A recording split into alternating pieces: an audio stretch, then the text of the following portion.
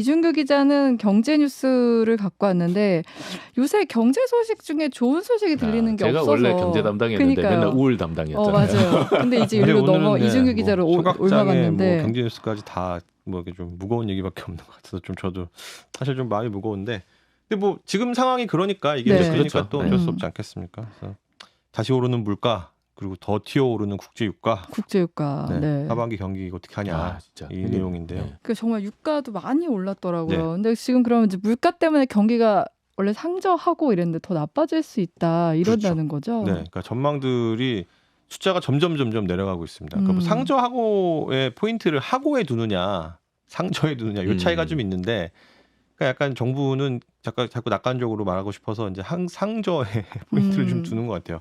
상반기 진짜 나빴지 않느냐, 하반기에는 무조건 그거보다 올라간다는데 그거보다 올라가는 게 만족스러운 수준이냐, 뭐 그렇지 않을 수 있다 이런 건데. 근데 뭐 이번 주에 일단 물가부터 좀 들여다보자면 소비자 물가지수 발표가 있었습니다. 네. 이제 112.33인데 이게 이제 2020년을 항상 기준으로 해요. 그러니까 100인데 2020년보다 3년 전보다는 한 12% 올랐다. 근데 이게 8월 달 물가지수니까 되게 물가가 얼마나 올랐냐라고 비교를 해보면 1년 전 같은 달하고 이제 비교를 그렇죠. 하거든요. 네. 작년 8월보다는 이제 3.4%가 올랐다. 네. 뭐 이렇게 보시면 됩니다. 근데 3%대면 그래도 좀 괜찮다 뭐 이렇게 보는 거 아니에요? 그렇죠. 이제 그 누적 상승률이라고 이제 1년치를 쭉 계속 평균을 내고 있는데 8월까지 했으니까 1월부터 8월까지 있지 않겠습니까? 네. 그게 아직 3.7% 수준이라서 그동안 빠졌던 거를 감안하고 그다음에 지금 이 8월 달 거 나온 거로 비교해 봤을 때 뭐 평균보다 아직 낮은 수준인데 뭐 이렇게 보실 수 있죠. 네. 근데 이제 뭘 봐야 되냐면 이제 네. 추이를 봐야 돼요. 예. 작년에 물가 엄청 낮지 않습니까? 그렇죠. 네. 그리고 올해 시작할 때도 사실은 5.2%로 시작을 했거든요. 네. 근데 이게 쭉쭉쭉 빠졌어요. 2월 달에 바로 4.8로 떨어지고 4.2, 3.7, 3.3까지 갔다가 이제 6월 달에는 2.7로 이제 2%까지 떨어지고 6월에 2%대요. 네. 그다음에 7월에는 2.3%까지 낮았거든요. 이게 이제 2021년 6월 달 이후에 25개월, 2년 1개월 만에 있었던 2.3%라서 그리고 이제 원래 그 한국은행이나 아니면 이제 재정당국, 물가 관리하는 이런 당국들은 목표치를 한 2% 정도로 잡거든요. 예. 그래서 이제 거기서 다 왔구나라고 생각을 했는데 2.3에서 갑자기 1%포인트 이상 확 뛰어버린 거죠. 반등을. 올해 처음 반등입니다. 그러니까 쭉 내려오다가 이제 올라간 거. 그런 게서 이제 우려의 지점이 되지 않겠냐.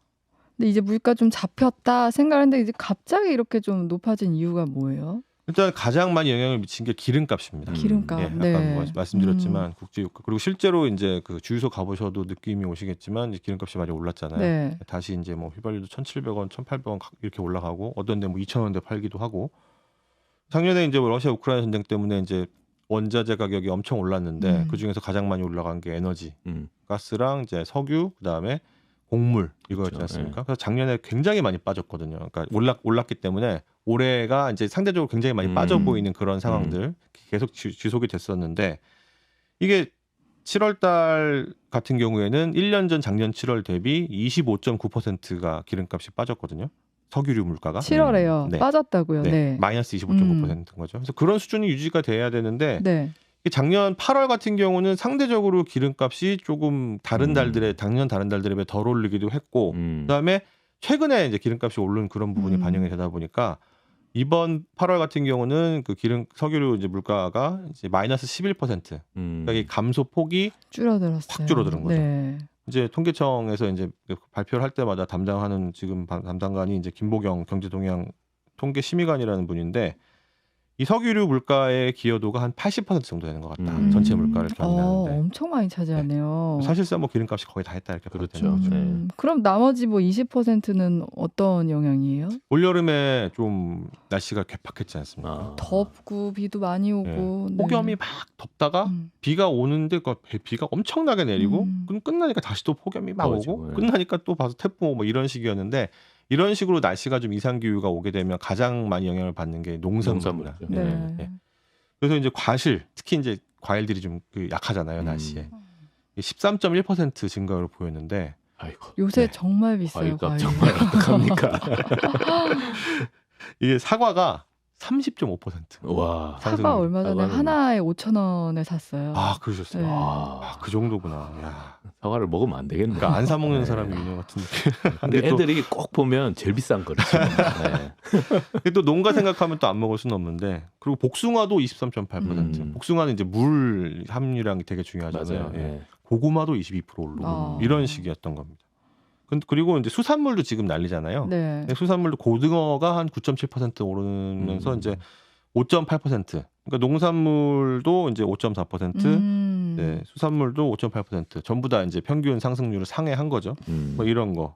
그다음에 이게 또 항상 걱정이 되는 근심이 되는 게 공공요금인데 이제 교통비 그다음에 나머지 공공요금 중에 제일 중요한 거는 집하고 관련돼 있는 거 아니겠습니까? 가스, 전기, 네. 수도 이건데 이게 계속해서 상승률이 높습니다. 그렇죠. 에너지가 네. 이제 선반영돼서 쭉 이어지는 그런 올릴 부분들이 수밖에 있습니다. 없는 상황이죠 예. 지금. 그쵸. 네. 그래서 이게 네. 7월 달에도 21.1% 상승을 했는데 8월 달도 똑같이 21.1%. 이런 거가 더해지면서 이제 물가가 올라가게 된 거죠. 물가 상승 요인 중에 이제 계절적인 부분도 영향을 미쳤다고 했는데 그러면 가을이 이제 다가오잖아요. 네. 그러면 좀 물가도 좀 잡히지 않을까요? 이게 잡힐 거라고 계속 정부나 아니면 이제 물가 관리 당국에서는 보고 있는데 그 근원 물가라는 게 있습니다. 그러니까 네. 이제 여러 가지 변수가 갑자기 나오는 거 이런 거를 제외하고 대개는 어떤 경향을 쭉 따라가는 어떤 기조적인 흐름을 볼 수 있는 걸 근원 물가라고 하는데 이게 두 종류가 있거든요.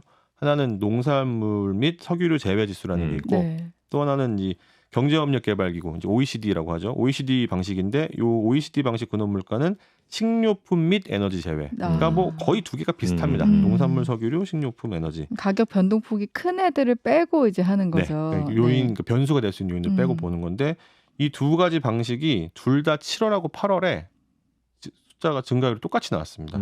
첫 번째 거는 3.9%, 3.9% 두 가지 똑같이 나왔고 아이고. OECD 방식도 3.3, 3.3. 그러니까 이 흐름 자체는 뭐 계속 유지가 되고 있기 때문에 말씀하신 계절적인 요인을 빼면 뭐 그 가을 이후에는 물가가 안정적이지 않겠는가? 뭐 이렇게 해석이 가능하기도 한 거죠. 네. 근데 근원 물가가 3%, 4% 가까이 계속 유지가 된다는 것도 사실은 상당히 높은 수치인 것 같긴 해요. 그렇죠. 예, 맞습니다. 네. 이게 왜 그러냐면 작년에 워낙 그리고 올 초까지 워낙 이 높은 물가를 겪다 보니까 살짝 둔감해진 그런 경향이 있는데 사실 네, 이게 네. 4% 안팎의 물가 상승률이라는 건 굉장히 높은 수준이거든요. 네. 그리고 또 이게 가장 큰 변수가 뭐 근원 물가만 보자 이렇게 말할 수도 없는 게 실제로 기름값이 엄청 오르면 맞아요. 그냥 그 모든데 사실은 모든 산업에 영향을 예, 주죠. 그렇죠. 네. 그래가지고 물가가 안 오를 수가 없거든요.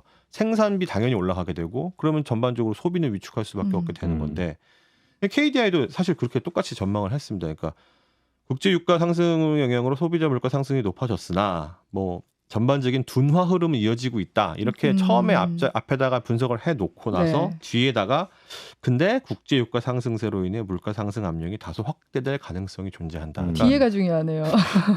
타이어로 놓은 거죠. 그냥. 네. 그러니까 사실은 앞에처럼 가고 싶은데 모르겠습니다. 약간 이런 뉘앙스가 된 거고. 근데 이제 두바이류를 살펴보면 아예 이제 월별 평균을 냈는데 6월 달에 이게 배럴당 75달러였는데 7월에 80.5달러, 그다음에 8월에는 더 올랐어요. 86.5달러까지 올랐습니다. 그러니까 기름값이 이렇게 튀면 나머지 물가들은 아까 말씀드린 다 튈 수밖에 없으니까 그쵸. 뭐 KDI도 이거 뭐 기름값은 저희가 어쩔 수 없네요. 약간 뭐 이런 느낌으로 이제 분석을 한 거죠. 그러면 이제 이런 변수들이 작용을 하게 되면 뭐 아까 처음에 얘기하신 대로 하반기 경기가 예상보다는 더 나빠질 수 있겠네요. 예, 그러니까 이게 그 전망치 내년 전망치 그다음에 하반기 전망치 이런 것들이 계속 나오고 있는데 그 주요 기관들 아니면 이제 국제 기관들에서 업데이트를 할 때마다 계속 빠지고 있습니다.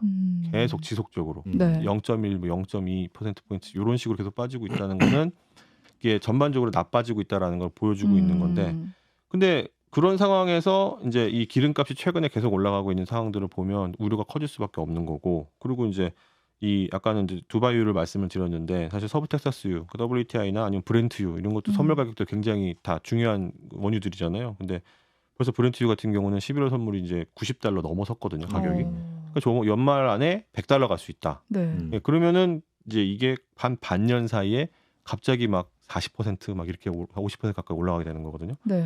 그러면 당연히 원자재 가격 올라가게 될 테고. 근데 소비가 위축이 될 수밖에 없는 게 이미 사실 소비가 좀 줄어들고 있는 상황이거든요. 이제 7월 소매 판매를 보면은 이게 뭐 6월에는 1.5% 증가율이었는데 7월에는 이게 마이너스 1.7% 내려갔습니다. 소비가 주네. 예, 네. 아예 그냥 마이너스로 내려가 버릴 거고. 특히 이제 그 개별 소비세, 이 개소세 뭐 논란이 많았지 않습니까? 유가 보조금하고 해서 이제 세금 혜택을 주니만이 뭐 경기가 나쁘니까 유지하자라고 했다가 이제 개소세는 일단은 중단을 했어요.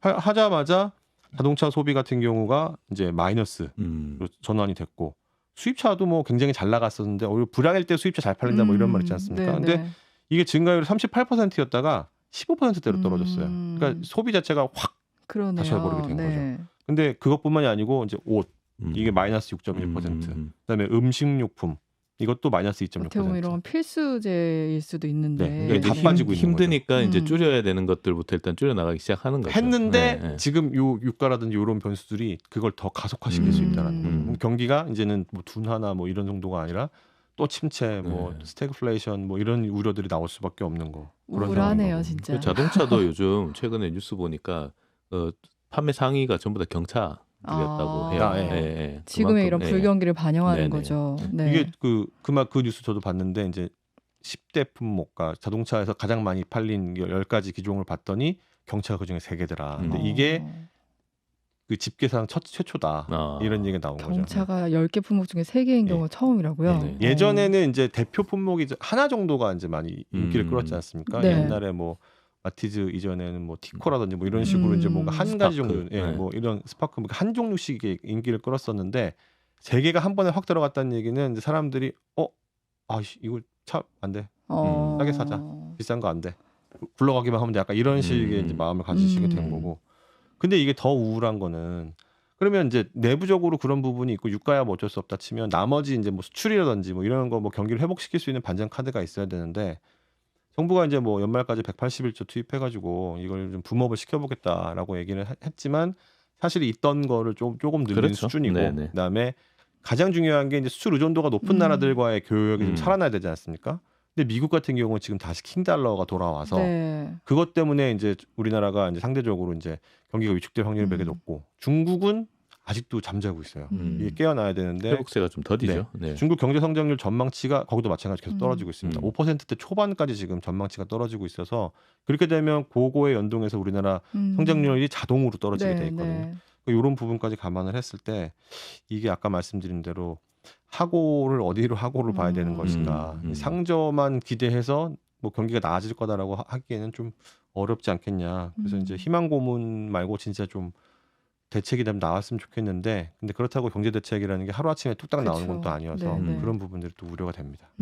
이럴 땐 저희 어떻게 먹고 살아야 되죠? 이제 쫄라매야죠. 쫄라매고 사과 2개 드실 거 1개 드시고. 그렇죠. 당장 이제 추석이 다가오니까 이제 정말 물가 걱정이 너무 좀 큰데 이게 어떻게 보면 우리 일상과 다 밀접한 관계가 있어서 참 저희 잘 헤쳐나가야 되지 않을까 생각이 듭니다. 오늘 뉴스 쏙쏙은 여기서 마무리할게요. 오늘도 두 분 감사합니다. 네, 감사합니다.